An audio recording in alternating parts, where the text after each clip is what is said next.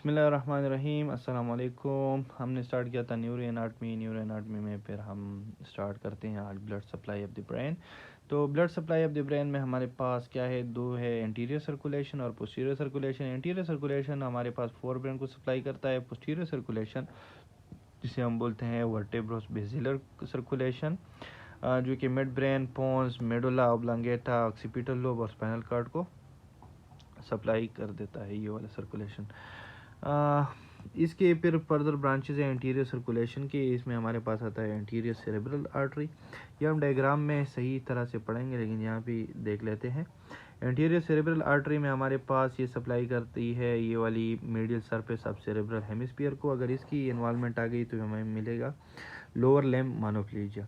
फिर हमारे पास आते हैं मीडियल सेरेब्रल आर्टरी, जो सप्लाई करती है supralateral surface of cerebral hemisphere और internal capsule thalamus, hypothalamus, basal ganglia को भी सप्लाई कर देती है। अगर इसकी इन्वॉल्वमेंट आ गई तो फिर हमारे पास फेशियल इन्वॉल्वमेंट आएगी। आप हमारे पास यूनिलेटरल मोनोप्लीजिया आएगा और हेमीप्लीजिया, अनक्रॉस हेमीप्लीजिया हमें मिलेगा। फिर हमारे पास आती है ये वाली ब्रांच आती है जिसमें एंटीरियर कम्युनिकेटिंग आर्टरीज को बोला जाता है। कम्युनिकेशन, ये इसका काम ये है कि कम्युनिकेशन करेगा between right and left cerebral artery के दरमियान कम्युनिकेशन करेगा। पोस्टीरियर कम्युनिकेटिंग आर्टरी ये कम्युनिकेशन करेगा एंटीरियर और पोस्टीरियर आर्टरी जो सर्कुलेशन है इनके दरमियान। और इंटरनल कैरोटिड, ये सारे ब्रांचेस हमारे पास जो एंटीरियर सर्कुलेशन है ये ब्रांचेस है इंटरनल कैरोटिड आर्टरी की। पोस्टीरियर सर्कुलेशन पे आते हैं तो इसे वर्टेब्रो बेसिलर सर्कुलेशन इसलिए बोला जाता है कि इसमें ब्रांचेस है vertebral artery and basilar artery. Vertebral artery हमारे पास फर्स्ट ब्रांच पहला ब्रांच है first part of the subclavian artery का, जो कि एसेंड करता है थ्रू 7 फोरामेन ट्रांसवर्सियम और एंटर करता है स्कल को थ्रू फोरामेन मैग्नम। और स्कल में फिर ये हमारे पास लाई करता है मेडुला ऑब्लांगेटा में, मेडुला ऑब्लांगेटा की वेंट्रल साइड पे। और दोनों आर्टरीज जब यूनाइट करते हैं तो कहाँ पे, पोंटो मेडुलरी जंक्शन पे, जो कि फॉर्म करता है, बनाता है बेसिलर आर्टरी को।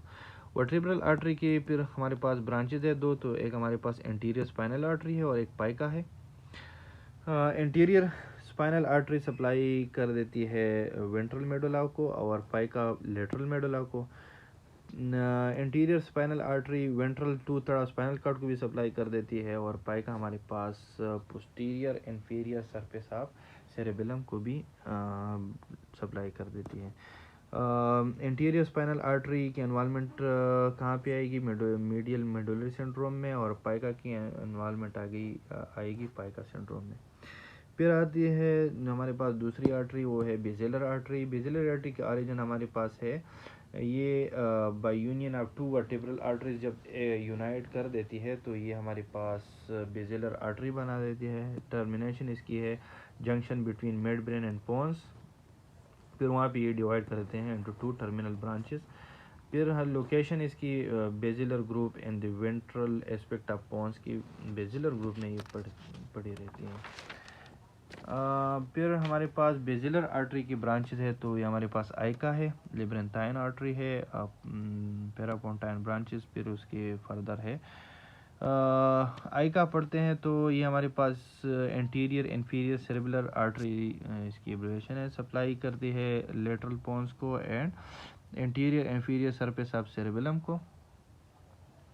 आइका सिंड्रोम, अगर इसकी इन्वॉल्वमेंट आ गई तो आइका सिंड्रोम हम बोलते हैं, जिसमें इन्वॉल्वमेंट है 5th, 7th, 8th और क्रेनियल नर्व की इन्वॉल्वमेंट आती है। लेब्रेंथाइन आर्टरी सप्लाई करते हैं 7 एंड 8 क्रेनियल नर्व को और इंटरनल ईयर को। और अगर इसकी इन्वॉल्वमेंट आ गई तो इस्कीमिया होगा इंटरनल ईयर को, जिसकी वजह से एटेक्शिया मीन एम्बुलेंस मिलेगा, नोजिया, वॉमिटिंग, डीपनेस एंड टेनाइटस। और ये इन्वॉल्वमेंट कब आएगी, ट्रामा या रोड ट्रैफिक एक्सीडेंट में। फिर हमारे पास पेरापोंटाइन ब्रांचेज है जो कि सप्लाई कर देते हैं वेंट्रल पोन्स को और इसकी इन्वॉल्वमेंट आएगी मीडियल पोंटाइन सिंड्रोम में। फिर टू टर्मिनल ब्रांचेज है, एक है सुपीरियर सेरेबुलर आर्टरी और दूसरी है posterior cerebral artery. Superior cerebellar artery supply कर देती है सुपीरियर सरफेस ऑफ सेरेबेलम को। पोस्टीरियर सेरेबुलर आर्टरी की फिर दो ब्रांचेज हैं, मीडियन मिड ब्रेन आर्टरी और paramedian midbrain branch.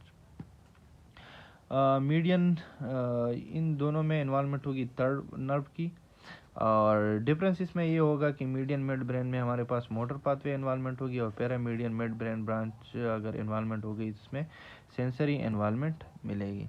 ये आल्सो सप्लाई कर देते हैं inferior surface of cerebellum plus occipital lobe को।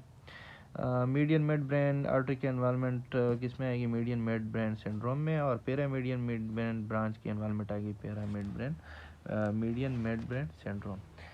इसकी हम डायग्राम पे आते हैं तो स्ट्रक्चर इस तरह ही है कि ये दोनों आर्टरीज आ गई, इससे एक बन गई। ये हमारे पास क्या है, मेडुला ऑब्लांगेटा है। फिर हमारे पास क्या है, पोन्स एंड मिड ब्रेन है। पोन्स हो गए, मिड ब्रेन। यहाँ पे ये आके ये जो जंक्शन है यहाँ पे ये आर्टरी बना देता है, इसे बेजिलर आर्टरी बोला जाता है। अब इसकी ब्रांचेस पढ़ते हैं तो इसमें एक ब्रांच हमारे पास एंटीरियर स्पाइनल आर्टरी है, जिसकी अब हमने फंक्शन पढ़ लिए कहाँ पे सप्लाई कर देते हैं, और एक है पाइका।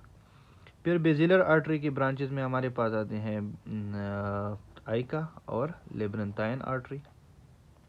फिर इसके जो तीन हमारे पास ब्रांचेस है, पेरापोंटाइन ब्रांचेस जो कि वेंट्रल पोन्स को सप्लाई कर देते हैं।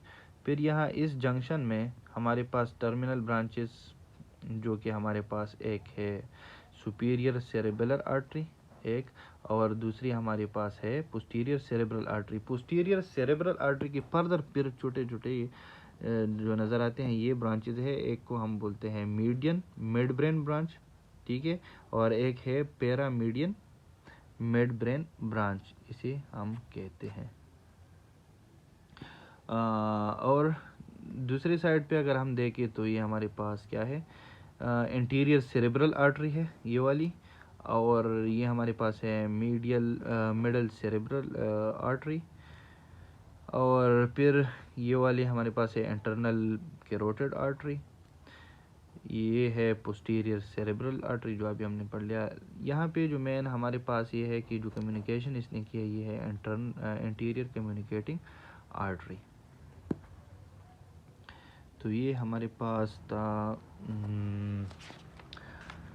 blood supply of the brain, and that is it. Thank you very much. Allah Hafiz.